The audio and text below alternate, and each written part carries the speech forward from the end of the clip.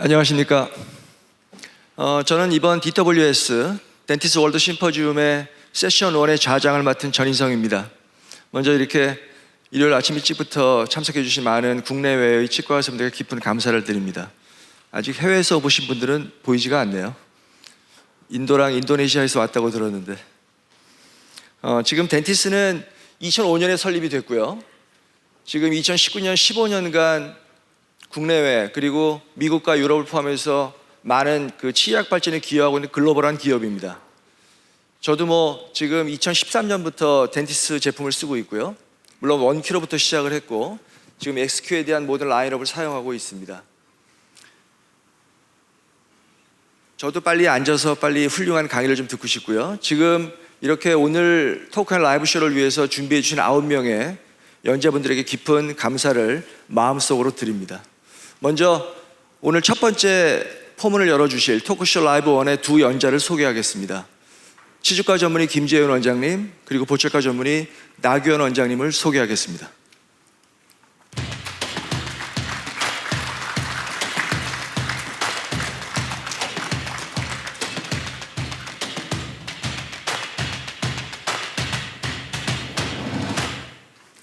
이 두 분은 저랑 이미 5년간 많은 일을 같이 해오고 있는 분들입니다. 지금 덴티스에서 어린원 코스의 외과 파트와 보철과 파트 디렉터로 활동하고 계시고요. 먼저 우리 외과 김재현 원장님에게 먼저 강의를 좀 청해 보도록 하겠습니다. 우리 김재현 원장님은 아주 매운 손맛을 갖고 계신 분이고요. 치주과 전문이고 제가 역시 많이 배우고 있는 분입니다.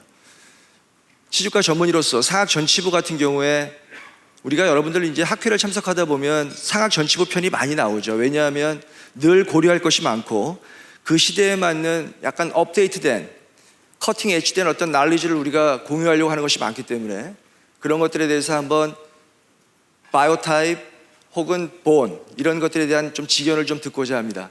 강연 부탁드리겠습니다. 네, 소개받은 김재윤입니다. 강의 시작해 보도록 하겠습니다. 화면 좀 띄워주세요.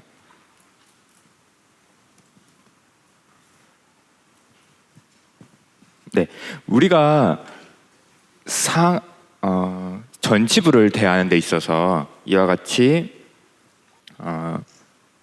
물론 굉장히 심미적인 부분을 다뤄야 되기 때문에 발치를 하게 되면은 전치부가 이와 같이 흡수가 일어나게 되고요. 해당 부분이 흡수가 일어난 상태에서 저걸 예측하지 못하고 임플란트를 식립하게 되면은 이 마지막 사진처럼 해당 부분이 노출이 되게 됩니다. 죄송합니다. 이 포인트가 좀 잘 안 돼서요. 그래서 우리가 힐링이 되는 과정을 차근차근 살펴보면은 처음에는 이와 같이 레이별본이 충분하게 있으나 나중에 해당 부분이 흡수가 되면서 저와 같이 레이별본이 굉장히 많은 버티컬한 흡수가 일어나게 됩니다. 이를 그냥 임플란트만 심게 되면은 지금과 같이 그냥 발치화해서 녹는 것과 임플란트를 심고 그냥 아무런 조작을 하지 않아도 똑같은 레벨의 본이 형성이 되게 되고요. 그래서 이를 그냥 우리가 발치화에 식립되는 대로 임플란트를 심고 이 상태로 힐링이 일어나게 되면은 저 빨간 선과 같이 본 로스가 발생하고 연조직 로스가 발생이 돼서 메탈 부분이 노출이 되거나 심미적이지 않은 긴 치아를 만들게 됩니다. 그래서 이와 같은 이 사진과 같은 케이스가 만들어질 수가 있고요. 그래서 우리가 할 수 있는 거는 잘 녹지 않은 볼륨을 서포트하는 제노제닉 본그래프트 머티리얼을 사용을 해서 이와 같이 소켓 프리저베이션을 할 수가 있고요. 그래서 조금 더 저같이 예측되는 본 레벨을 예측을 하면은 조금 더 팔라탈로 조금 더 깊게 임플란트를 심는 상태에서 앞부분에 이와 같이 제노제닉 본그래프트 머티리얼을 이식을 해서 조금 더 이와 같이 흡수를 막을 수 있게 됩니다. 그래서 그림으로 보시면은 약간 더 팔라탈로 약간 더 깊게 식립을 한 상태에서 앞쪽에 제노제닉 본그래프트 머티리얼을 하는 게 상악 전치부 임플란트 식립에 있어서는 핵심이라고 보여집니다. 그래서 제가 생각하는 프로토콜은 일단은 주변 치아의 인사이드 엣지와 싱글럼 사이에 픽스처에 패스가 나와야 되고요. 메저 디지털 센터, 그리고 레이별 진지발 기준으로 5mm 정도 뎁스 컨트롤을 하셔야 되고요. 그다음에 버컬 갭에 제노제닉 봉그래프트 머티리얼을 이식을 하시는 게 좋을 것 같습니다. 소프티슈 그래프트에 대해서는 마지막 부분에 설명을 드리겠습니다. 그래서 케이스를 보시면은 위에 세 케이스 같은 경우에는 어쨌든 인사이드 엣지랑 싱글럼 사이에 식립이 되어 있고요. 세 케이스 모두 이미디어트 로딩을 시행을 하였습니다. 그래서 파이널 결과를 보시면은 파필라를 비롯해서 여러 가지로 전반적인 핑크 에스테틱이 올바르게 나온 것을 볼 수가 있습니다. 한 케이스만 간단하게 수술 영상을 보여드리도록 하겠습니다. 인사이드 엣지랑 싱글럼 사이에 드릴 패스를 형성을 해서 해당 부분에 드릴링을 적절하게 잘 해주시고요. 픽스처를 식립을 하는데 중요한 거는 이미디어트 로딩을 위해서는 약 30N 정도의 고정력이 나와야 되고요. 지금 4.0 픽스처를 심었을 때 15에서 20N 정도로 아슬아슬하게 나오는 걸 볼 수가 있습니다. 그랬을 때는 4.5 사이즈까지는 확장을 하셔도 무방합니다. 전치부에서 버컬 갭이 존재하면은 4.5까지는 확장을 하셔도 좋을 것 같고요. 그래서 픽스처를 4.5 사이즈로 다시 한번 교체를 해서 식립을 했고요. 이 상태에서 레이별 진지발 기준으로 5mm 정도까지 뎁스 컨트롤을 하면서 픽스처를 식립을 완료를 하고 어버트먼트를 연결하고 버컬 갭에 봉그래프트 진행을 하고 슈처를 해서 케이스를 완료를 하였습니다. 네, 마지막 케이스 같은 경우에는 저도 물론 패스는 좋았으나 이니셜 스테빌리티가 부족해서 해당 부분에 힐링 어버트먼트를 체결을 했고요. 이미디어트 로딩을 하지 못했고, 자, 파이널 결과를 보시면은 물론 적절하게 보철이 형성됐다고 생각이 되나 두 사진을 겹쳐 보면은 파필라의 로스가 관찰이 됩니다. 가장 심미적인 결과를 위해서는 상악 전치부에서도 이미디어트 로딩을 한번 고려해 보시는 것도 좋을 것 같습니다. 케이스 하나만 더 보면서 설명을 드리도록 하겠습니다. 11번은 폰틱 상태고요. 21번이 호플리스 상태라서 발치하고 임플란트를 2개를 식립을 해보도록 하겠습니다.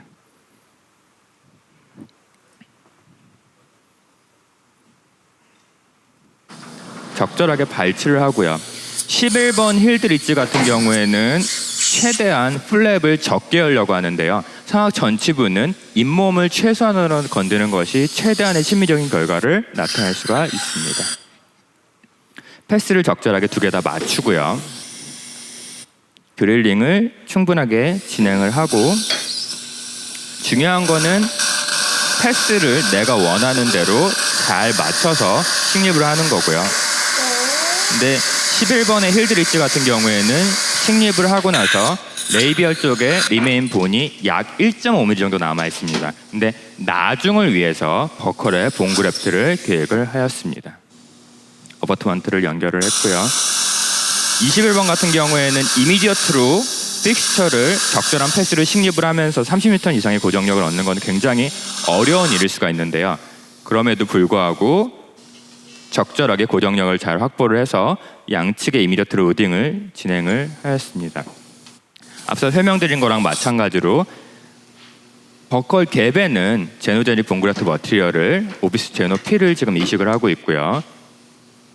11번 같은 경우에는 아우터 서페이스에 봉그래프트를 하고 저 파우치 형태로 콜라겐 멤브레인을 집어넣어서 해당 부분을 슈처를 해서 마무리를 하고 있습니다.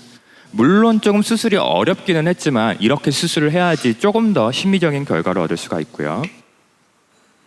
그래서 버컬 갭에다가 봉그래프트 머티리얼을 채워넣는 것도 중요하고, 그리고 11번 자리에 앞쪽이 조금 부족해 보이는 본에 있는 아우터 서페이스에 봉그래프트를 하는 과정이 당연히 필요하다고 여겨집니다. 그래서 이렇게 파이널 딜리버리를 했는데 환자분이 조금 피아노 건반같이 이쁘지가 않다 그래서 약 2달쯤 지나서 템퍼러리를 다시 조금 더 이쁘게 만들어서 제작을 해드렸고요. 파이널 딜리버리 했을 때는 약간 파필라가 로스가 있으나 해당 부분은 나중에 팔로우업을 해보면 잘 차오르는 것을 볼 수가 있습니다. 그래서 슬전, 수루, 신미성이 크게 손상되지 않은 상태에서 그대로 파필라가 오히려 조금 더 차오른 모습을 볼 수가 있습니다.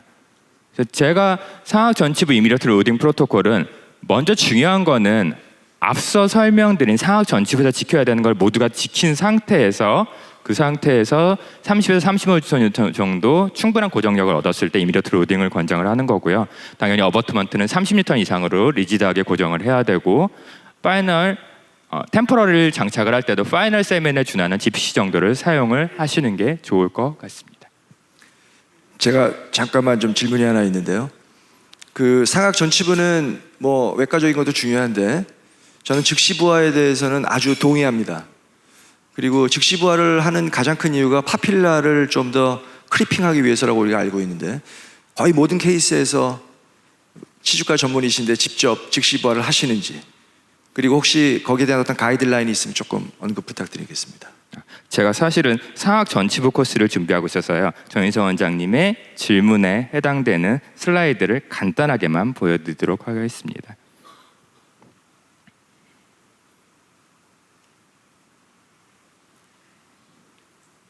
제가 상악 전치부 이미디어트 로딩한 케이스들을 다 좀 정리를 해놓은 거고요. 위에 파노라마가 슬전이고 밑에 파노라마가 이미디어트 로딩했을 때 파노라마 사진입니다. 그래서 왼쪽은 이미디어트 로딩을 성공한 거고 가운데 노란 선이랑 빨간 선 사이는 이미디어트 로딩을 하지 않은 케이스들이고요. 그리고 마지막에 빨간 선 오른쪽에 있는 거는 이미디어트 로딩이 실패한 케이스들입니다. 이거를 간단하게 정리를 해봤는데요. 먼저 이미디어트 로딩을 하고 안 하고를 결정을 했을 때 먼저 제가 가장 중요하게 생각하는 요소는 구치부가 잘 존재하는 환자 같은 경우에는 이미디어트 로딩을 하나, 구치부가 조금 부족한 경우에는 이미디어트 로딩을 하는 게 좀 위험할 수가 있습니다. 또한 브릿지를 제거하고 임플란트 하나 심어서 굳이 하지 않아도 상황에서는 안 해도 되고요. 가장 중요한 거는 이니셜 스테빌리티가 충분한 경우에만 이미디어트 로딩을 시도를 합니다. 또한 실패한 케이스 3개도 이미디어트 로딩을 했을 때 이니셜 스테빌리티가 부족한 경우에는 페일리어 될 확률이 높고요. 환자가 음식을 너무 딱딱한 음식을 씹게 돼도 실패가 있을 수가 있기 때문에 교육이 필요합니다.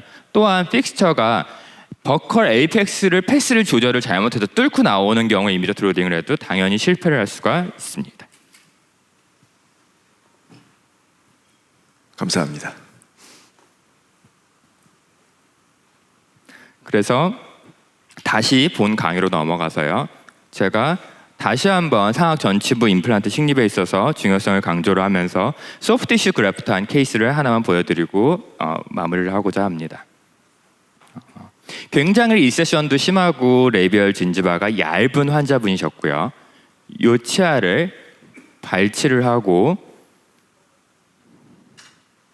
해당 부분에 임플란트를 심고 버컬 쪽에는 제노그라트 머티리얼을 바이오스를 넣었고요. 그 상태에서 커넥티브 티슈를 띄어서 해당 부분에 본그랩을 진행을 하였습니다.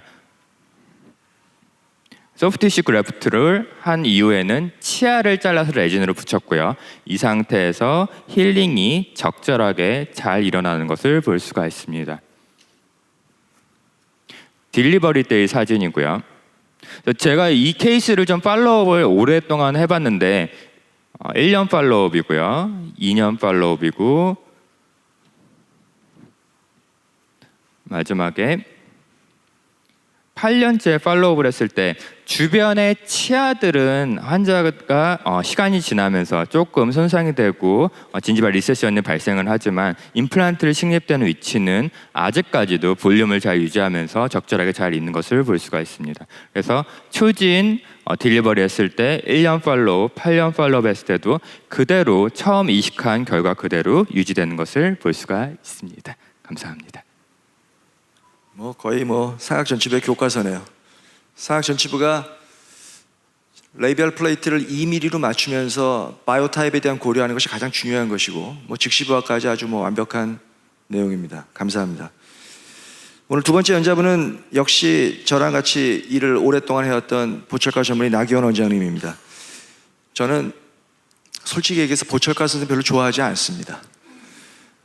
하지만 저희와 너무 개념이 많이 다르기 때문이죠. 그들은 탑다운, 레스토레이션 드리븐으로만 가려고 하는 경향들이 있는데, 그런 것에 대해서 이 나 원장님 수술 굉장히 잘하시는 분인데요. 나 원장님이 보철과 전문의로서 수술할 때 쓰는 팁이 있으면 좀 알려주시기 바랍니다. 그렇게 수술을 잘 하지 못하는 보철과 의사입니다. 전희성 원장님께 미움받을 수 있을 것 같은 생각이 들어서 좀 두려운 마음이 드는데요. 이 사진은 화타의 사진입니다. 우리가 역사상 아주 훌륭한 의사 중에 한 명이라고 추앙하고 있는데, 실제 화타는 자기보다는 자기 형들이 훨씬 더 훌륭한 의사였다고 말하고 다녔다고 합니다. 자기는 이제 병세가 좀 위중한 상태에서 진료를 하는 반면에 자기 형들은 병세 초기 단계의 그것들을 진단하고, 혹은 병이 생기기 전에 그 환자의 체질이나 이런 것들을 고려해서 병이 전혀 생기지 않도록 그렇게 유도했기 때문에 사람들이 전혀 의사라고 인지조차 못했다고 이렇게 얘기를 하곤 했다고 하는데요. 저희들이 치과 의사로서 추구해야 할 롤모델은 그 화타의 형들과 같은 모습이 아닐까 생각합니다. 우리가 이제 임플란트 치료를 하게 되고, 우리가 한 임플란트 치료가 별 문제 없이 오랫동안 장기적으로 유지되기를 바라는 마음인데, 그렇기 위해서 가장 중요한 요소들이, 여러 가지 요소들이 임플란트 예후에 영향을 미치겠지만 그 중에 하나를 꼽으라고 하면 저는 잘 식립된 픽스처의 위치라고 얘기할 것 같습니다. 지금 보여드린 증례를 보시면 20번대를 좀 주목해서 보면요, 파노라마 사진에서도 볼 수 있지만 식립 간격이라든지 형성된 보철의 형태, 또 어버트먼트 이머전스 앵글을 보면 좀 문제가 많은 치료인 걸 볼 수 있습니다. 실제 크라운을 제거했을 때 보여지는 어버트먼트의 모습이고요. 여기에 픽처 드라이버를 연결했을 때 식립 위치가 너무 협측으로 치우쳐져 있고, 형성된 어버트먼트의 모습을 보면 커스텀한 형태의 어버트먼트를 사용했음에도 불구하고 일단은 너무 길이도 짧고요. 뭐 여러 가지 문제들이 많은 어떤 잘못된 것들이 총 집나된 그런 치료 중에 하나라고 볼 수 있을 것 같습니다. 그래서 사실 이렇게 심겨진 픽스처면 누가 와서 보철을 하더라도 좋은 결과로 이어지기가 좀 어려운 것이죠. 그래서 이 케이스도 어버트먼트를 제거했을 때 보면 잘못된 식립 간격, 식립 깊이, 식립 뭐 여러 가지 문제점들을 볼 수 있고, 어버트먼트를 제거했을 때 아주 문제가 많은 어버트먼트 디자인들도 확인할 수 있습니다. 뭐 이런 증례 같은 경우에는 픽처를 다시 식립하는 것이 가장 좋은 치료의 해결 방법이라고 생각합니다. 그래서 실제로 픽처를 모두 제거하고 다시 적절한 위치에 재식립을 했고요. 식립을 하고 나서 형성된 다시 제작한 보철의 모습을 보면 우리가 적절한 식립 간격과 이런 것들을 지켰기 때문에 형성된 보철의 어버트먼트의 이머전스 앵글이라든지 형태나 이런 것들이 뭐 자연스러운 이런 보철을 할 수가 있었습니다. 우리가 임플란트 치료를 할 때 당연히 레스토레이션 드리븐 임플란트 플레이스먼트를 해야 된다고 생각합니다. 그런 것들이 고려된 임플란트 식립을 하게 되면 사실 보철은 그렇게 어려울 것도 없습니다. 뭐 모든 것들이 잘 갖추어져 있는 상태에서 보철을 하는 것은 자연치 보철보다도 더 쉬울 수 있다고 생각하고요. 그런 임플란트 식립을 하기 위해서 우리는 서지컬 스텐트라는 어떤 디바이스를 이용해서 그런 식립 위치를 잡고자 하고, 요즘엔 디지털 장비들의 발전과 더불어서 이제는 디지털 가이드 서저리를 많이 하고 계실 거라고 생각하고, 오후에 그런 것에 또 초점을 맞춘 강의도 있을 거라고 생각합니다. 오후에 뭐 더 자세한 얘기를 하시겠지만, 이렇게 디지털 가이드 서저리를 하면 이렇게 풀마우스 케이스에 준하는 이런 케이스들도 플랩을 열지 않고서도 적절한 위치에 임플란트를 잘 식립할 수가 있고, 이렇게 잘 식립된 위치에 보철을 하게 되면 당연히 좋은 결과로 이어질 수밖에 없죠. 이런 풀마우스 같은 케이스에서는 디지털 가이드 서저리가 현재로서는 좋은 치료 접근 방법이라고 생각합니다. 그런데 선생님들, 이렇게 싱글 하나만 미싱되어 있는 케이스는 어떤가요? 요거 싱글 하나 식립하기 위해서 가이드를 제작하는 것이 꼭 필요하겠습니까? 그런 가이드 없이도 수술을 선생님들 뭐 다 잘 하시나요?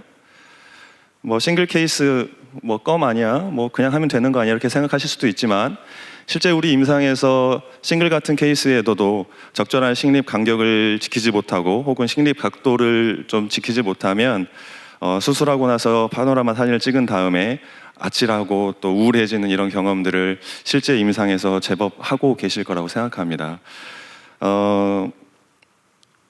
우리가 이제 레스토레이션 드리븐 임플란트 덴티스라는 것은 이런 것이죠. 우리가 향후에 수복하게 될 크라운의 형태를 고려해서 예상하고, 혹은 서지컬 가이드 같은 디바이스들 형태대로 그 디바이스를 통해서 예측을 하고 거기에 맞는 식립 위치를 결정해서 거기에 식립을 잘 하는 것이죠.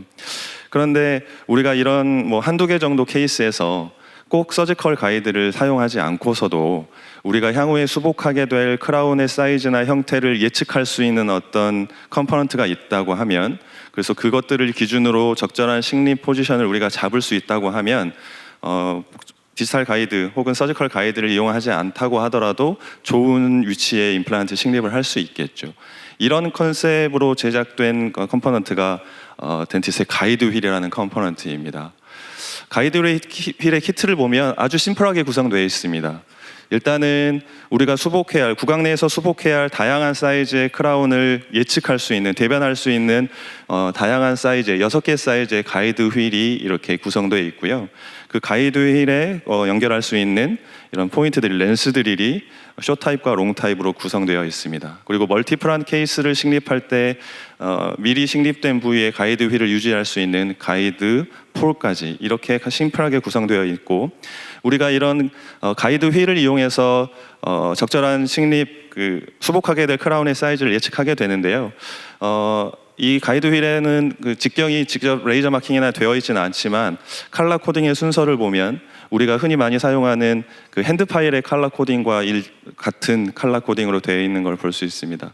25번부터 45번 파일의 컬러 코딩으로 되어 있기 때문에 그런 것들을 기억하시면 조금 사용하는 데 편해지지 않을까 싶습니다. 그래서 우리가 임플란트 수술을 할 때 우리가 아이디어란 수복할 크라운의 사이즈는 좀 기억하고 있는 것이 좋죠. 이것이 평균적인 자연체가 갖는 근원심의 폭경이고요. 저는 이 각각의 근원심 폭경에 맞게 우측에 나와 있는 이런 정도의 사이즈를 기준으로 수술을 하고 있습니다. 다 찍으셨습니까? 그래서 아까 보여드린 그 싱글 같은 케이스인 경우에도 뭐 수술을 잘 하시는 선생님들은 그냥 뭐 심플하게 하실 수도 있겠지만 이렇게 10mm 직경의 가이드를 이용해서 이니셜 드리링 포인트를 잡고 수술을 하면 뭐 비교적 무난한 아주 레스토레이션 드리븐한 임플란트 치료를 할 수가 있는 것이죠.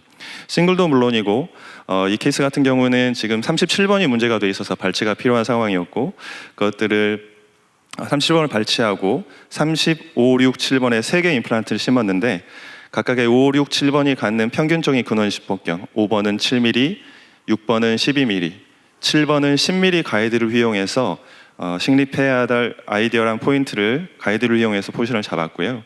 그렇게 이것을 기준으로 수술을 하고 나면 파노라마 사진에서 보시는 것처럼 적절한 간격, 적절한 위치에 임플란트를 식립할 수가 있고, 초기 고정을 얻는 것은 또 별개의 문제이긴 하지만 최종적인 수복물을 형성한 모습을 보면 적절한 컨투어와 정철한 사이즈, 또 액세서리의 위치를 보면 레스토레이션 드리븐한 치료를 한 것들을 볼 수 있습니다. 풀마우스 케이스 같은 경우는 가이드 휠을 이용하는 것보다는 서지컬 가이드를 이용하는 것이 훨씬 더 예지성 있는 치료를 할 수는 있겠지만 우리가 풀마우스 같은 경우에 임플란트를 식립할 때에도 이런 것들을 이용할 수가 있습니다. 굉장히 수술을 잘 하셨는데요. 혹시 그 메디오 디스탈이나 버컬인 걸 뭐 포지셔닝 잡는 것도 중요하지만 임플란트를 식립하는데 뎁스 컨트롤도 굉장히 중요하다고 여겨지고요. 보철가적 입장에서 뎁스 컨트롤을 어느 정도까지 하는 게 좋을지, 또는 제가 임플란트를 심어서 리퍼를 할 때 몇 미리 깊이를 기준으로 식립을 해서 주기를 원하시는지 대답 좀 부탁드립니다. 네, 사실 그 임플란트의 뎁스가 보철하는 입장에서 굉장히 중요한데요. 저도 다른 강의 자료를 좀 보면서 설명을 드리면 좋겠습니다. 우리가 이제 픽처의 깊이는 결국 수복물의 바이올로직 위드스에 직결되는 문제라고 생각합니다. 1997년에 코클란이 ITI 임플란트를 가지고 실험한 연구에서도 뭐 조건에 따라서 조금 다르기는 하지만 한 평균적으로 3mm 정도의 바이올로직 위드스가 유지되는 실험 결과들을 볼 수 있고요. 우리가 많이 사용하고 있는 인터널 서머지드 커넥션 같은 경우에는 뭐 버글룬드나 에브라함슨 같은 경우에 뭐 조건에 따라 좀 다르긴 하지만 3.80에서 뭐 적게는 2.14mm 정도의 바이올로직 위드스가 확보가 되는 것들을 볼 수 있습니다. 실제 인터널 서머지드 커넥션을 갖는 픽처들 중에 플랫폼 매치드 픽처와 플랫폼 스위치드 픽처를 가지고 다양한 어버트먼트를 연결한 다음에 그것과 마지널 본로스의 어떤 연관성에 대한 연구를 했는데요. 뭐 인터널 그 스위치드냐, 아니 플랫폼 스위치드냐, 플랫폼 매치드냐에 따라서 좀 차이는 있긴 하지만 실험 결과를 보면 어버트먼트 하이트가 3mm 정도, 3mm 이상이 되었을 때 마지널 본 로스의 양이 거의 제로에 수렴하는 연구 결과들을 볼 수 있습니다. 그래서 임플란트 치료를 할 때 우리가 나중에 향후에 수복하게 될 어버트먼트의 이 진지발 하이트에 해당되는 이 부분이 어떤 디펜스 역할을 해주는 바이오로직 위드스 역할을 해주는데 이 부분이 이제 연구 결과에 따르면 한 3mm 정도가 확보가 돼야 되는 것이죠. 이 이상이 되어야 마지널 보너스를 최소화할 수 있는 디자인이 될 수 있다는 것이고 저는 임상적으로 한 4mm 정도의 폭을 확보할 수 있도록 진료하는 것이 좋지 않겠냐 생각하고 있습니다. 그래서 픽처 자체를 심을 때 뎁스 컨트롤이 굉장히 중요한데요.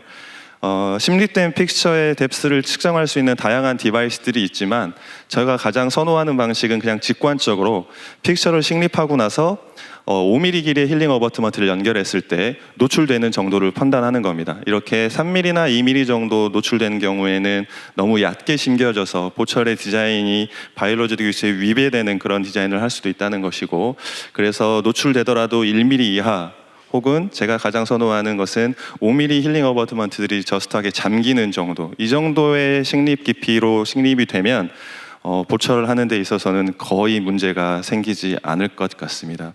그래서 이렇게 식립을 해서 보철 파트로 리퍼를 해주시면 좋은 결과를 낼 수 있을 것 같습니다.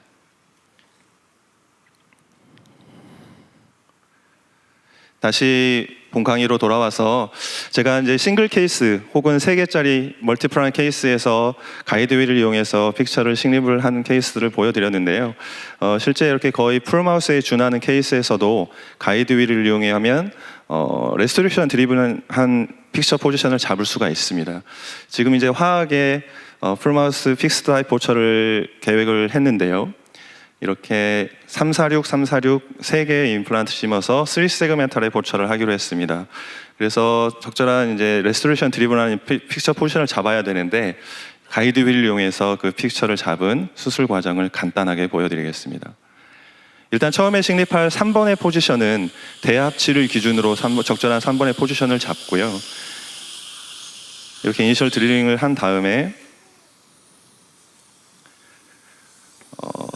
하악 3번의 평균 근원심 폭경인 7mm 가이드를 이용해서 크라운의 사이즈를 예측하고 그걸 기준으로 동일하게 7mm 간격을 갖는 4번의 식립 포지션을 잡고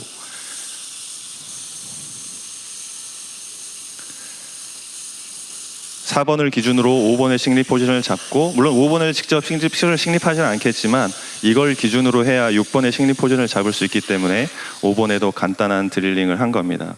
그리고 5번의 평균 근원심 폭경인 7mm 가이드 휠을 기준으로 6번의 12번 가이드 휠을 기준으로 식립 포지션을 잡은 겁니다. 그렇게 해서 이런 드릴링 포인트를 잡고 나면 이후에는 뭐 통상적인 드릴링 시퀀스를 이용해서 드릴링을 하고 픽처를 식립하는 것이죠. 식립하고 나서 최종적인 식립 포지션의 파노라마를 보시면 그냥 가이드 휠을 이용해서 식립을 하였지만 거의 레스토레이션 드리븐에 준하는 픽처를 식립할 수 있었고 최종적인 결과를 보시면 수복된 크라운의 사이즈나 크기 형태들이 비교적 아이디얼한 형태로 표현된 것들을 볼 수 있습니다. 상하까지 마무리한 최종의 사진입니다. 그래서 이 가이드 휠을 이용하면 굳이 서지컬 스텐트나 디지털 가이드 도움을 받지 않아도 비교적 간단하게 레스토레이션 드리븐한 임플란트 치료를 할 수 있는 것 같습니다. 감사합니다. 누가 저에게 임플란트를 치료함에 있어 가장 중요한 게 뭐냐라고 한마디로 물어보신다면 똑바른 위치에 똑바른 각도로 심는 것이라고 저도 주저없이 얘기할 것 같습니다. 아주 중요한 말씀이고요. 깊이가 문제죠. 깊이가 문제입니다.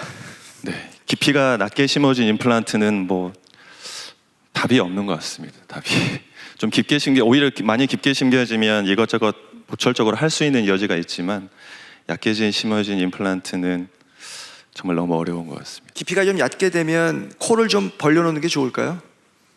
그 블랙 트라이앵글을 좀 일부러 벌려놓는 게 좋을 그게 오히려 좋은 결과로 이어질 수 있을 것 같습니다. 굳이 무리해서 이제 EQ나 서브로 마진을 내려서 바이올로지가 짧아지기 시작하면 예후가 급속도로 좋아지지 않을 것이기 때문에 차라리 슈프라진지발 마진을 형성하는 것이 보철적으로는 훨씬 더 나은 선택으로 보입니다. 감사합니다. 지금 그 많은 질문들이 올라오고 있고요. 제가 카카오톡에서 취합을 해서 말미에 두 분께 다시 한번 질문 드리도록 하겠습니다. 이번에 다시 우리 김 원장님한테 질문을 좀 드리고 싶은데요. 저도 굉장히 어려운 것 중에 하나가 결국은 골량이 부족한 경우라고 생각을 하고요. 가장 어려운 게 하치조 신경관까지의 거리가 짧은 경우죠. 그리고 대구치 상하게 골질이 좋지 않고 골량이 좋지 않을 때 이미디어트 플레이스먼트를 할 때 혹시 뭐 사용하시는 팁들이 있다면 조금 알려주시기 바랍니다. 네, 알려드리도록 하겠습니다. 슬라이드 좀 띄워주십시오. 먼저 SQ 픽스처 라인업을 간단하게만 소개해드리고 넘어가도록 하겠습니다. 다양한 라인업이 지금 구성이 되어 있는데요. 지금 숏 픽스처 라인은 지금 개발 단계 중에 있어서 아직 개발이 완료되지는 않았지만 거의 지금 출시에 임박해 있고요.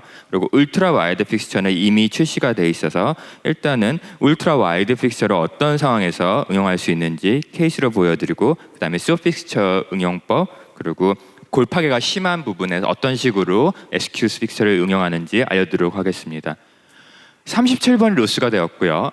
굉장히 쉬운 케이스라고 예견을 하고 들어갔지만 보시면 코티컬 본이 좀 얇아져 있고요. 해당 부분에 골질이 별로 좋아 보이지가 않습니다.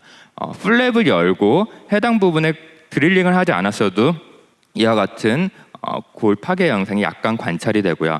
드릴링을 하고 식립을 하는데 우리가 소구치에는 4.5 픽셀을 식립을 할 수가 있고요. 스테빌리티가 안 나오면 5.0까지 넘어가면 되지만 구치부에는 5.0 정도의 픽스처를 심는 것을 추천을 드리고요. 5.0 픽스처를 심었을 때 우리가 스테빌리티를 얻지 못한다면은 조금 더 굵은 사이즈의 픽스처를 식립을 해야 되고요. 또 하나의 팁은 처음에 10mm였다면은 한 2mm 정도 짧은 픽스처를 좀 더 굵게 식립하는 것을 추천을 드리고요. 아니면은 길이를 같이 하려면은 에이펙스 쪽을 좀 더 드릴링을 하고 나서 똑같은 길이에 조금 더 와이드 사이즈의 픽스처를 식립하는 걸 추천을 드립니다.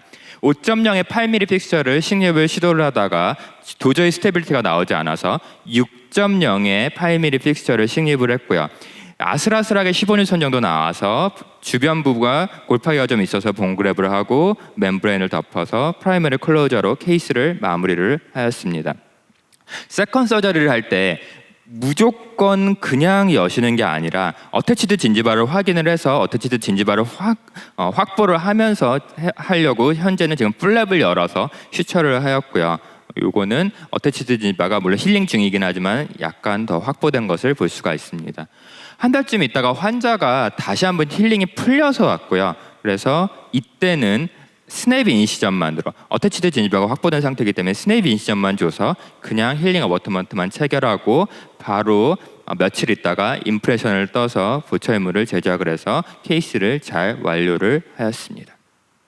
쇼픽스처에서 조금 더 설명을 드리겠습니다. 우리가 제일 어려운 거가 하하 구치부에서 발치된 지 오래된 사이트에 하치 신경관까지 거리가 얼마 안 되는 경우입니다. 그래서 너무 깊게 넣으면 신경 손상이 될 거고 너무 얕게 프랩을 하면은 당연히 스테빌리티를 얻기가 쉽지가 않겠죠. 그래서 이와 같이 6.0 픽스처가 있고요. 위에가 1mm의 스무스가 있고 그 다음에 5mm 있는 픽스처가 있고요. 또한 아래가 4mm 정도 되는 이 세 가지 픽스를 이용을 해서 이와 같은 어려운 증례를 해결할 수가 있습니다. 아까 앞선 발표에서 전치부 임플란트를 식립한 환자분이고요. 구치부에 치아가 있는데 이미디어트를 식립하는 것은 사실은 골량이 충분하기 때문에 어렵지가 않고요. 이 부분이 치조골까지 거리가 얼마 되지 않아서 조금 어려운 케이스였습니다. 6번 자리는 골량이 충분했고요. 7번 자리가 약간 부족한 것을 볼 수가 있습니다. 그래서 임플란트를 식립하는 영상을 빨리 보여드리도록 하겠습니다. 플랩을 열고요. 6번 자리는 굳이 저렇게 스타퍼를 사용하지 않고도 드릴링을 할 수 있어서 7mm 픽스처를 적절하게 잘 식립을 하였습니다. 문제는 7번 자리인데요. 드릴링을 어쨌든 너브가 있기 때문에 우리가 충분하게 드릴링을 하지 못하고 그러면은 테이퍼드 드릴 같은 경우에는 충분한 직경으로 드릴링이 안 돼서 지금 픽스를 식립하는 중에 버컬 코티컬 번이 깨지는 걸 볼 수가 있습니다. 이러면 스테빌리티가 급격하게 낮아지는 걸 볼 수가 있고요. 이 상태에서 버커의 GBR을 하면서 똑같은 사이즈의 픽스처를 식립하는 건 조금 어렵다고 판단이 돼서 조금 더 에이펙스 쪽을 드릴링을 더 하고 5+1 위에가 1mm는 굳이 본 안에 들어가지도 않아야 되는 픽스처를 식립을 하고 GBR을 해서 프라이머리 클로저를 해서 이 케이스는 마무리를 하였습니다.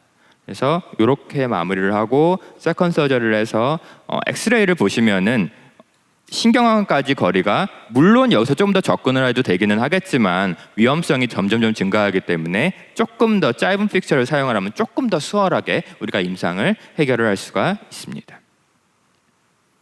자, 그럼 좀 어려운 증례를 보여드리도록 하겠습니다. 좀 골파괴가 심한 상하 구치부 증례이고요. 그래서 3개를 발치를 하고 5번 자리는 좀 보이는 부분이기 때문에 이미디어트 로딩을 계획을 하였고요. 7번 자리는 뭐 적절하게 식립을 해서 거기에 앵커를 걸어서 비우성 막을 사용해서 6번 자리에 GBR을 계획을 하였습니다. 이렇게 식립을 하였고요. 이 상태에서 세이브 GBR이라는 툴을 사용을 하였습니다. 이 툴은 본택을 컴포넌트를 연결해서 non-reachable 멤브레인을 고정할 때 사용을 할 수가 있고요. 또한 픽스처의 스페이서랑 상부 컴포넌트 사이에 이 비흡성 막을 연결을 해서 비흡성 막을 좀 더 고정하기 쉬운 툴입니다. 수술 영상을 보면서 조금 설명을 드리도록 하겠습니다. 발치는 적절하게 했고요. 6번이 버컬 쪽도 골파괴가 심하고요. 팔라탈 쪽도 골파괴가 심한 상태를 볼 수가 있습니다. 5번 자리는 뭐 이미디어트기는 하지만 크게 어려움 없이 픽스처를 식립을 하고 이미디어트 로딩을 위해서 어버트먼트를 연결을 하였고요. 7번 자리 같은 경우에도 적절하게 픽스처를 식립을 해서 고정력을 얻었습니다. 이 상태에서 7번 자리에 스페이서를 연결을 하고요. 스페이서를 연결을 하고 그 위에 컴포넌트를 연결한 상태에서 본그랩을 완료를 하고 약간 연조직 조작을 한 다음에 이와 같은 비흡성 막을 적절하게 자른 상태에서 위에 컴포넌트를 분리해서 비흡성 막을 위치를 시키고 픽스처에 연결된 스페이서랑 저 컴포넌트 사이에 비흡성 막을 저와 같이 연결을 하면은 우리가 슈처만으로 얻을 수 있는 고정보다 훨씬 더 단단한 고정을 픽스처상에서 얻을 수가 있고요. 이 상태에서 버컬에 추가적으로 본택을 하나를 위치를 시켜서 이 앞에다가 본택을 끼워서 말렛으로 고정을 시키면은 조금 더 고정이 쉬운 장점이 있습니다. 물론 슈처로도 다시 한번 고정을 했고요. 이렇게 해서 이 케이스를 슈처를 마무리를 해서 마무리를 지었습니다. 근데 김지원 원장님, 저는 이제 보철과 의사로서 수술을 그렇게 잘 못하는데 사실 우리가 구치부 같은 경우에 발치후 식립을 하고 나면 그 플랩을 완전히 프라이머 클로저 시키는 것이 사실 좀 어려운 일이고 이렇게 뭐 본그라프트까지 같이 병행해서 해야 되는 경우에 지금 이 케이스처럼 비흡수성막을 사용하게 되면 멤브레인이 노출되는 것에 대한 부담이 좀 있을 것 같은데 굳이 이 케이스에 있어서 비흡수성막을 사용하신 이유라든지 보통 발치후식 식립을 하고 나서 플랩을 잘 컨트롤할 수 있는 팁이 있으면 그것을 좀 알려주시면 좋을 것 같습니다. 네, 앞서 설명처럼 버컬 본이 이와 같이 흡수가 있으면은 이거는 콜라겐 멤브레인으로 커버가 가능한데 팔라탈 부분 같은 경우에는 이쪽에 얹어지기 굉장히 힘이 강하기 때문에 약한 콜라겐 막을 쓰면 이쪽이 눌리면서 GBR의 결과가 좋지 않은 것을 볼 수가 있고요. 그래서 제가 비흡성 막을 쓴 이유는 최선의 결과를 얻기 위해서 썼는데 저도 당연히 이쪽 가운데 부분이 노출되어 있는 리스크를 안고 있고 따라서 비흡성 막을 쓰실 때는 노출이 예상되는 부분보다 훨씬 더 크게 넓은 면적을 덮어서 그 부분이 노출이 되더라도 나머지 마진이 노출이 되지 않는 구조로 형성을 하는 게 좋을 것 같습니다. 그래서 당연히 저도 이때 슈처가 조금 부족했던 것 같고요. 제가 좀 꼼꼼하지 못한 상황을 만들어서 2주 있다가 비우성막이 노출이 됐고, 근데 이때 노출이 됐다고 갑자기 제거를 하시는 게 아니라요, 4주까지는 버텨주는 게 좋은 게, 4주 정도까지 버티면은 내부에 본 라이크 티슈가 형성이 되면서 그거는 꾸준히 본으로 형성이 될 수가 있습니다. 그래서 여기까지 아슬아슬하게 버티고 해당 멤브레인이랑 본택을 제거를 했고요. 그러면은 안에 4주 정도 지나면은 약간 연조직 같은 조직이 덮여 있는 것을 볼 수가 있고요. 너무 벌어지는 걸 방지하려고 간단하게 꼬맨 상태입니다. 이 상태로 힐링 양상을 보면은 2주만 지나도 연조직이 차오르기 시작하고요. 물론 한 달쯤 지나면은 완벽하게 차오른 걸 볼 수가 있고요. 4개월 된 이제 보철 직전에 찍은 사진이고요. 그래서 이렇게 해서 임프레션을 떠서 보철을 연결을 하면은 많이 꺼질 걸로 예상되는 부위를 충분하게 본을 확보를 할 수가 있습니다. 속오치 부위에 좀 어려운 케이스를 하나만 더 보여드릴게요. 지금 파노라마를 보시면은 가운데 쪽은 버컬이랑 팔라탈이 다 꺼졌고요. 디스탈 쪽은 버컬은 남아있으나 팔라탈 본이 많이 흡수가 되어 있는 것을 볼 수가 있습니다. CT상에서 예상한 대로 버컬본도 물론 좀 흡수가 있으나 팔라탈 쪽에 본 흡수가 많은 상태로 관찰이 되고요. 그래서 이때도 마찬가지로 픽스처는 적절하게 잘 식립을 하고 비흡수성막을 본택 2개를 이용해서 버컬에서 고정을 얻어서 그 이후에 고정 이후에 본그랩을 하고요. 다시 요 끝을 팔라탈의 플랩 안으로 파우치 형태로 밀어 넣은 상태로 시철을 해서 마무리를 했고요. 수술 영상은 빠르게 보여드리도록 하겠습니다. 인시전을 넣어서 플랩을 열고 드릴링을 해서 픽스처를 적절하게 잘 식립을 했고요. 당연히 뎁스 컨트롤도 신경을 쓰셔야 됩니다. 4mm 꼭 지키도록 하겠습니다. 이렇게 비흡수막을 적절한 형태로 접은 상태에서 해당 부분에 위치를 시키고, 사실은 GBR 하고 나서 멤브레인을 고정하기보다는 예상되는 위치에 먼저 버컬 쪽에 본택을 박으면 조금 더 수월하게 GBR 과정을 이어낼 수가 있습니다. 이렇게 2군데의 본택으로 고정을 하였고요. 그 이후에 제노그라트 머티리얼로 뼈이식 재료로 채워 넣었고 팔라탈 쪽에 넣은 상태에서, 이때는 앞선 그 노출을 보았기 때문에 조금 더 꼼꼼하게 시철을 해서 프라이머리 클로저를 진행을 합니다. 그래서 술 후 바로 이제 찍은 CT상에서도 막이 주변부를 잘 덮고 있는 형태를 볼 수가 있고요.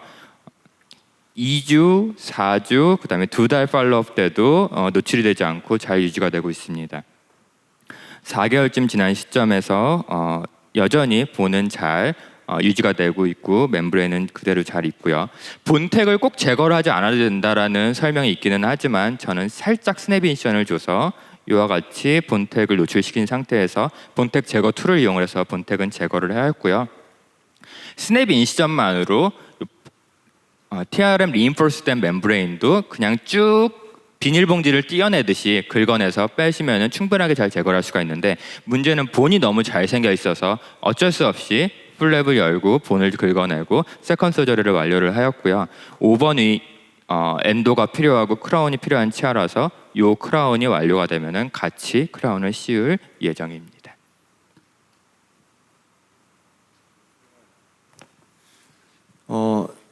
저도 발치 후 즉시 식립이면 비흡성막 쓰는 건 조금 두려워하는 편인데 굉장히 공격적이십니다.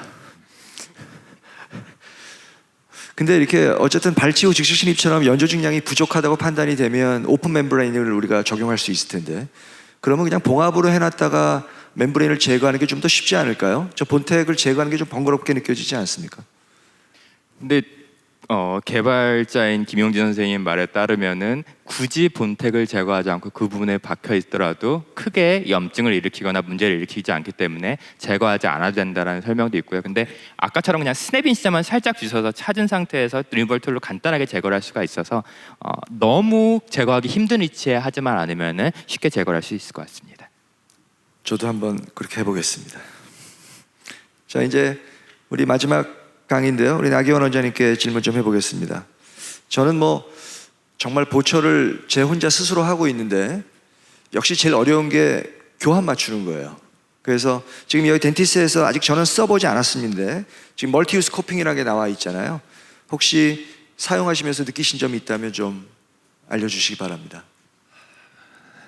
네, 덴티스에서는 이런저런 그 보철 컴포넌트, 임상을 좀 쉽게 해주게 하는 여러 가지 보철 컴포넌트들이 나와 있는데요. 제가 그 중에 가장 예용하고 사랑하는 보철 컴포넌트가 멀티유스 코핑입니다. 우리가 이제 슬라이드를 좀 보여주시고요.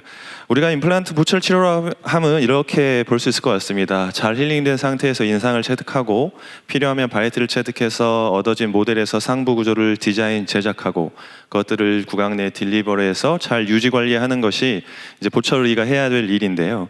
우리가 인상을 체득하는 방법은 여러 가지가 있을 수가 있고 또 조건에 따라서 바이트를 체득하는 방법도 여러 가지 방법을 통해서 바이트를 뜰 수가 있는데 우리가 다양한 임상 조건에서 인상과 바이트를 동시에 체득할 수 있고 그 결과가 리즈너블한 결과를 보인다고 하면 우리는 당연히 그런 보철 진료의 프로토콜을 따라가겠죠. 제가 그래서 요즘 실제 임상에서 많이 적용하고 있는 것이 이 멀티유스 코핑을 이용해서 인상과 바이트를 동시에 체득하는 것입니다. 이 멀티유스 몇 개 임상을 좀 보시면 지금 페이션트 1 같은 경우에는 상악이 전치부도 이제 프랩이 되어 있는 상태이기 때문에 전혀 버티컬 스탑이 있지 않는 상태이고 페이션트 2 같은 경우는 뭐 전치부를 비롯해서 10번대 구치부 스탑이 있긴 하지만 요이 남아있는 구치부 정보, 바이트 정보만으로 마운팅을 하기에는 이제 미싱된 부분이 꽤 롱 스팬이고 프리엔드 케이스이기 때문에 우리가 보통 임상에서 아마 이런 방식으로 바이트를 체득하시지 않을까 싶습니다. 이렇게 왁스림 형태의 바이트 블럭을 만들던가 어버트먼트를 어느 정도 디자인을 해서 거기에 패턴레즘 바이트 블럭을 이용해서 리지드한 바이트를 뜨기 위한 노력을 하실 텐데요. 멀티유스 코핑이라는 컴포넌트는 이렇게 구성되어 있습니다. 이렇게 디자인된 코핑과 각각의 용도에 따라 사용할 수 있는 힐링 캡, 임프레션 캡, 바이트 캡이 제작되어 있었어요. 사용 용도에 따라서 이 캡을 이용해서 동시에 여러 가지 일을 할 수 있게 만들어진 컴포넌트입니다.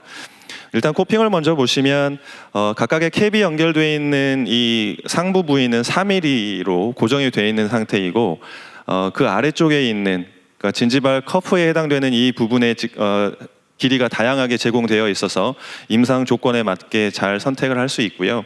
그래서 실제 코핑 바디에 마킹되어 있는 이 수치는 이 진지발 커프에 해당되는 수치이고 덴티스 라인업의 보철 라인업의 직경이 4.5, 5.5, 6.5 이렇게 구성되어 있는데 각각의 직경은 이렇게 컬러 코딩으로 구분할 수 있습니다. 보라색, 노란색, 파란색으로 코딩이 되어 있고요.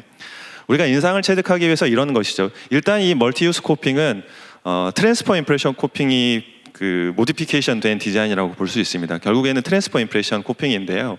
이 코핑을 픽처에 연결하고 인상을 뜨기 위해서 임프레션 캡을 이렇게 연결하는 겁니다. 연결을 하고 인상을 체득을 하면 이 임프레션 캡의 구조가 언더컷이 있기 때문에 이 임프레션 캡이 픽업되어서 인상이 떠지게 되고 이 픽업된 임프레션 캡에 코핑과 아날로그를 연결해서 인상 체인에 트랜스퍼를 하는 것이죠. 그렇게 픽처 레벨 인상을 뜨는 겁니다. 그리고 바이트를 체득할 필요가 있을 때 동일한 코핑에 이 바이트 캡을 연결하고 이 바이트 캡 위에 실리콘이나 패턴 레진 같은 다양한 바이트 머티리얼을 가지고 바이트를 체득을 하는 것이죠. 이 코핑의 구조를 보면 이렇게 삼각의 단면을 가지고 있는 대칭적인 구조로 되어 있습니다. 이 대칭적인 구조라는 게 어떤 의미인지를 제가 케이스를 보면서 설명을 드려보겠습니다. 지금 초진 사진을 보시면 16번이 미싱되어 있고 17번이 메지알로 틸팅되어 있으면서 치주도 좋지 않아서 26,7번을 발치를 하고 상악동 조건에 따라서 레터럴 어프로치로 상악동을 거상하면서 임플란트를 식립했습니다. 적절한 치유 기간 후에 세컨 서저리를 하고 인상을 뜰 때가 되었을 때 이렇게 멀티유스 코핑을 픽처에 연결을 하고 인상을 체득하기 위해서 이렇게 각각의 코핑에 임프레션 캡을 연결해서 인상을 뜨면 인상체 내에 이렇게 임프레션 캡이 픽업이 돼서 나오는 거죠. 그리고 임프레션 코핑이 픽업된 인상체를 하나 얻어놓고 그 다음에 구강 내에 연결되어 있는 코핑에 별도의 바이트 캡을 연결한 다음에 대압치와의 충분한 클리어런스를 만들고 저는 패턴 레진을 이용해서 이렇게 리지드한 바이트를 체득하는 걸 선호합니다. 이렇게 리지드한 바이트를 쓰는 것이 훨씬 더 정확한 마운팅으로 연결되고 그래야 세팅 타임이 훨씬 더 줄어드는 결과로 우리에게 돌아오기 때문이죠. 이렇게 해서 바이트까지 체득하고 난 다음에 멀티 유스 코핑을 아날로그와 연결해서 트랜스퍼하는 겁니다. 임프레션 캡에다가. 그렇게 해서 모델 작업을 하면 이런 모델을 얻을 수 있을 것이고 이 모델에 우리가 구강 내에서 썼었던 바이트 캡을 동일한 위치에 연결하고 여기에 체득되어 있는 바이트 정보를 이용해서 대합치와 마운팅을 하는 것이죠. 그렇게 해서 얻어진 모델에서 상부 구조 디자인해서 구강 내에 딜리버리한 사진입니다. 사진 이렇게 한두 개 정도 케이스라고 하면 굳이 이런 멀티 유스 코핑을 이용해서 바이트를 체득하지 않아도 남아있는 인접체 바이트 정보가 안정적이라고 하면 굳이 이런 바이트 멀티 유스 코핑을 이용하지 않아도 좋은 결과를 얻어낼 수 있겠지만 사실 실제 임상에서 이런 프리엔드 케이스에서 최후방 부위에 리지드한 바이트를 얻어내는 것은 사실 임상적으로 굉장히 유의미한 일이라고 생각합니다. 제가 지금 그게 좀 궁금합니다. 저는 수술할 때는 스트레스를 안 받아요. 인상 뜰 때도 스트레스를 안 받아요. 근데 보철물 장착하는 날 스트레스를 받기 시작합니다. 교합 조정을 너무 많이 해야 되거든요. 그렇죠. 프리핸드 같은 경우는 저는 말씀하신 대로 픽처 랩에 인상 뜨고 그 다음에 패턴 레진의 바이트 블록으로 다시 한번 바이트를 다시 잡고 이렇게 했는데 지금 이 멀티 유스 코핑 쓰면 확실하게 교합 조정 시간이 줄어듭니까? 솔직히 대답하셔야 됩니다. 여기 어디 심사장님이 계신 걸로 알고 있는데 이제 통상적인 그 전 원장님 말씀하신 것처럼 픽처 레벨에 어버트먼트 디자인하고 거기에 패턴 레진 바이트 블럭을 이용해서 패턴 레진으로 바이트를 뜨는 것이 이제 통상적으로 하는 방법이죠. 그렇죠. 근데 그런 방법과 멀티 유스 코핑을 이용해서 인상과 바이트를 동시에 체득했을 때를 비교해 보면 적어도 더 걸리지는 않는 것 같습니다. 이게 솔직한 말씀일 것 같고요. 교묘한 대답입니다. 네. 근데 이제 두 가지가 뭐 큰 차이가 있지 않다고 하면 뭐 케이스에 따라서 훨씬 더 적게 교합 조정을 거의 하지 않는 케이스도 뭐 있기도 하니까요. 뭐 동일한 결과를 얻어낼 수 있다고 하면 굳이 한 번에 더 내원 과정이 필요하고 그렇죠. 또 한 번에 더 바이트를 뜨기 위한 디바이스가 필요한 그런 통상적인 방법보다 멀티 유스 코핑을 이용하면 한 번의 내원으로 모든 것들을 해결할 수 있기 때문에 당연히 저는 멀티 유스 코핑을 훨씬 더 많이 이용하고 있는 그런 이유로 그렇게 이용하고 있는 것입니다. 중요한 포인트입니다. 네. 이제 솔직히 하나 더 물어보고 싶은데 저는 리메이킹과 네. 교합 조정 어떻게 결정하십니까? 저한테 왜 이러시는지 모르겠는데 저도 궁금한 게 많고 사실 이 부분은 뭐 모든 선생님들이 임상적으로 고민하고 계실 부분이라고 생각하는데요. 사실 뭐 뚜렷한 정확한 기준이 있지는 않는 것 같고요.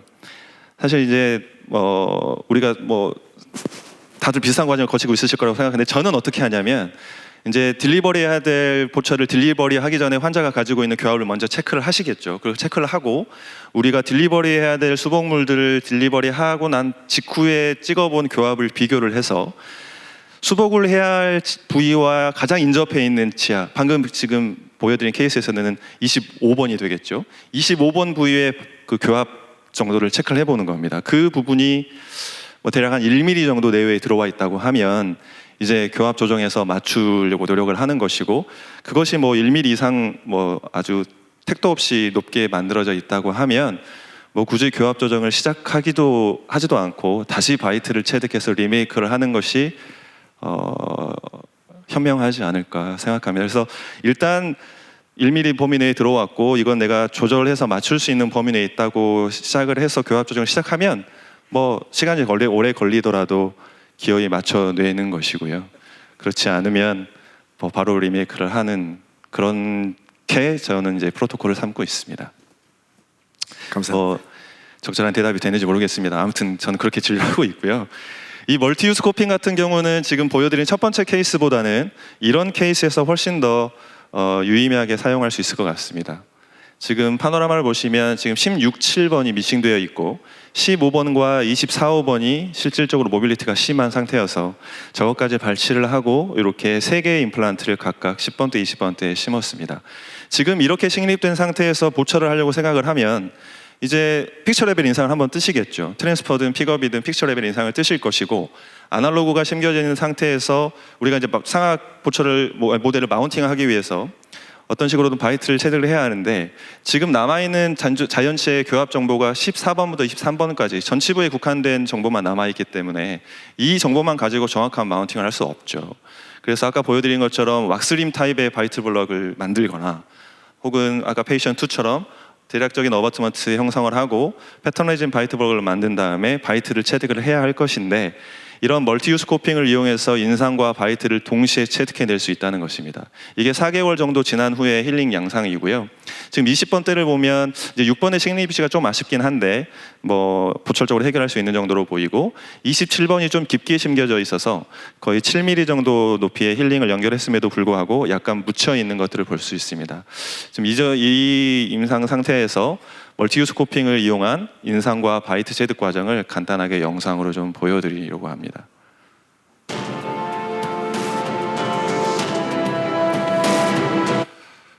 우리가 이제 이 멀티유스 코핑은 트랜스포 코핑인 것이고 개념적으로 봤을 때 뭐 태생이 키가 크기가 좀 어려운 아이이기 때문에 이것들을 구강 내에 조작하는 것이 좀 용이하지 않을 때가 있거든요. 그런 것들을 좀 편리하게 할 수 있는 이런 핸들이 또 별도로 존재합니다. 숏 타입이 있고 롱 타입이 있어서 각각의 상태에 맞게 이런 핸들을 이용해서 연결하면 뭐 무난하게 어렵지 않게 연결할 수 있고요. 각각의 것들을 잘 연결을 한 다음에 이제 여기에 이런 디자인의 임프레션 캡을 연결하는 것입니다. 임프레션 캡을 연결을 하는데요. 적절한 간격으로 식립된 경우에는 임프레션 캡이 이렇게 서로 인터피어런스 없이 패시브하게 연결되겠죠. 20번 때도 동일하게 이런 코핑을 연결합니다. 임프레션 캡을 연결하고요. 근데 지금 26, 7번은 좀 가깝게 심겨져 있어서 이것들이 약간 좀 중첩되는 경향이 있어서 캡을 좀 삭제한 다음에 패시브하게 연결했고요. 이렇게 캡을 연결한 후에는 인상제를 잘 주입해서 인상을 뜨면 됩니다. 그러면 임프레션 캡이 픽업이 돼서 나올 것이고 이렇게 픽업된 인상체를 얻을 수 있을 것이고 그 이후에 연결된 코핑에 바이트 캡을 연결하는 거죠. 이 바이트 캡은 모든 코핑에 연결할 필요는 없을 것 같고요. 마운팅을 하기에 적당한 정보만 제공하면 되기 때문에 저는 양쪽에 2개씩 패턴의 바이트 캡을 연결해서 바이트를 뜨려고 했습니다. 바이트를 시켰을 때 불리는 부분이 있다면 클리어런스 확보를 위한 삭제를 하고 역시 패턴 레진을 이용한 리지드한 바이트를 체득을 하였습니다. 이렇게 양측을 체득하라고 바이트 캡은 제거를 한 다음에 이제 원래 환자가 끼고 있었던 힐링으로 교체해주면 되는데 지금 27번 같은 경우는 힐링 양상이 좀 묻혀있는 상태였기 때문에 이런 경우에 연결했었던 코핑에다가 이런 디자인의 힐링 캡을 연결하면 조금 더 자연스러운 힐링 양상을 보여준다는 것이죠. 그리고 난 다음에 아날로그와 코핑을 연결해서 이제 통상적인 트랜스퍼를 하면 되는 겁니다.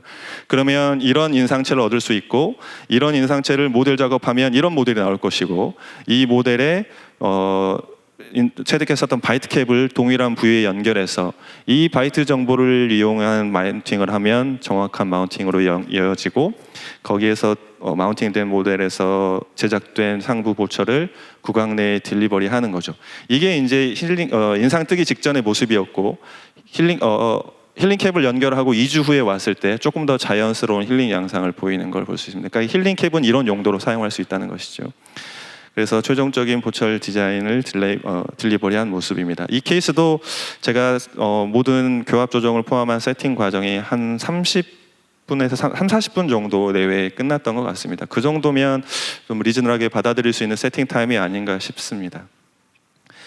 사실 이 컴포넌트의 가장 키 포인트는 이 각각의 캡과 코핑의 커넥션이 안정적이라는 것인데요.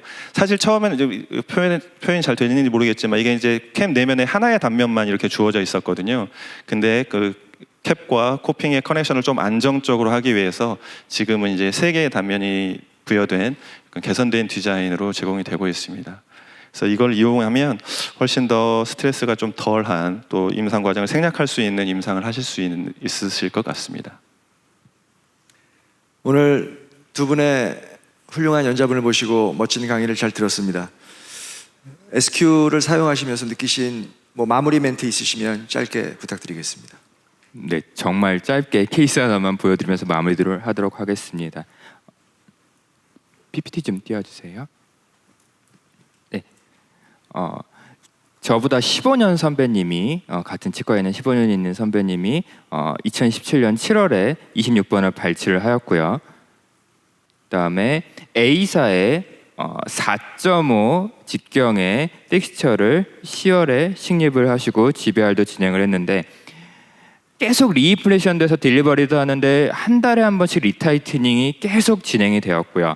제가 다시 한번 임프레션을 떠서 딜리버리하는 과정을 거쳤고 그 바로 일주일 뒤에 다시 한번 풀려서 나경 선생님이 픽스처가 찢어진 거를 디텍트를 하였습니다. 이와 같이 엑스레이를 찍어도 찢어져 있는 단면이 관찰이 되고요. 인트라오랄 포토를 찍어도 찢어져 있는 단면이 관찰이 됩니다. 근데 임상가한테 이와 같이 픽스가 찢어지면은 당연히 제거를 하고 해당 부분에 임플란트를 심어야 되는데 환자도 스트레스고 임상가도 굉장한 스트레스를 받게 됩니다. 수술 영상은 다 생략을 하고 트래파인으로 해당 픽스처를 제거를 해야 되는데요.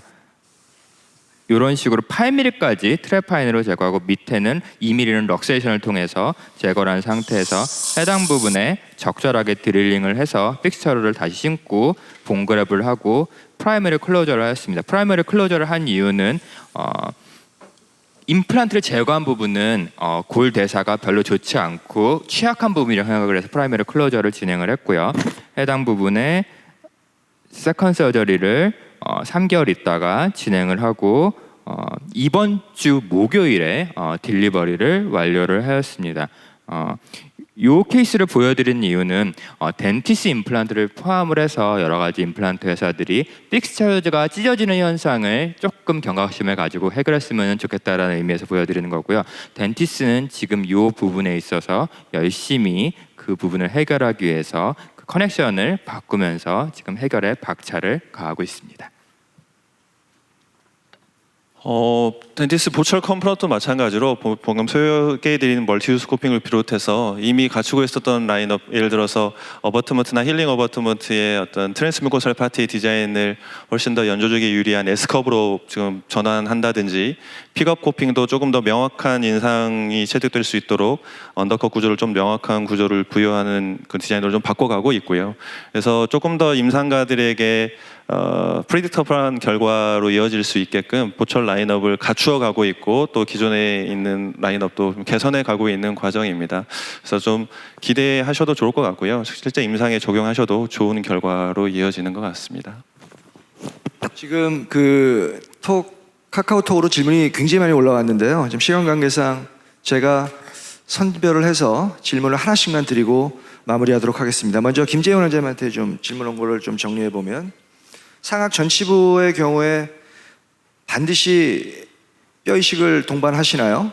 그리고 얼마 정도의 토크가 나와야지만 즉시 부하하시는지를 간단하게 좀 언급 부탁드리겠습니다. 버컬 본이 당연히 흡수가 되고 그쪽은 사실은 치아가 발치되는 순간부터 흡수되는 뼈이기 때문에 그 부분을 보완하기 위해서는 제노그래트 머티리얼을 반드시 이식하는 걸 추천을 드리고요. 또한 힐드 리치 상태에서라도 임플란트를 심고 버컬본이 2mm 이상 충분하다면 괜찮겠지만 그 이하라면은 아우터 서페이스에 제노그래트 머티리얼 이식하는 것을 반드시 추천을 드립니다. 그리고 이미디어트 로딩은 사실은 조금 쉽다면 쉽지만은 어렵다면 굉장히 어려운 수식이고요. 단순히 이니셜 스테빌리티가 30에서 35뉴턴이 나왔다 그래서 무조건 하면 성공을 하냐라는 질문에 있어서는 답변을 좀 드리기가 어렵기는 하지만 어쨌든 드릴링 과정에서 굉장히 정확한 패스로 똑같은 패스로 드릴링을 진행을 해서 해당 부분을 직경을 넓힌 상태에서 픽스처를 식립을 해서 그 픽스처가 30에서 35뉴턴 정도의 고정력이 나왔다면은 한번 시도해보는 것도 추천을 드리겠습니다. 네, 감사합니다. 마지막으로 나 원장님께 들어온 질문을 하나만 좀 드리겠습니다. 탑다운으로 보통 보철을 임플란트 식립을 하시고 치료를 진행하시죠. 근데 치아 배열이나 교합이 이상적이지 않은 경우에 저작 습관도 좋지 않고 이럴 때 보철 디자인은 어떠한 개념으로 보통 접근하시는지를 물어봤습니다. 오늘 나 원장님이 굉장히 힘든 시기가 되겠네요. 뭐 잘 해야겠죠. 이걸 어떻게 짧게 대답을 드릴 수 있을지 모르겠는데요.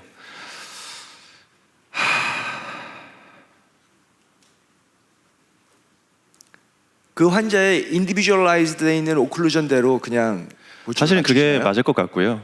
이제 우리가 레스토레이션 드립을 한다는 건 우리가 향후에 하게 될 보철의 디자인을 고려해서 임플란트를 심부름을 한다는 것이기 때문에 원래 환자가 가지고 있었던 구강의 상태나 이런 것들이 우리가 정상적인 교합이나 이런 것들로 바꿔낼 수 있는 위치에 임플란트를 식립할 수 있다면 당연히 그렇게 임플란트를 식립해야 하지만 그런 것들이 어떤 수술적인 조건에 따라서 조금 어려운 경우라고 하면 원래 환자가 가지고 있는 것들을 재현하는 보철을 하는 것이 사실 자연스러운 선택으로 보이고요.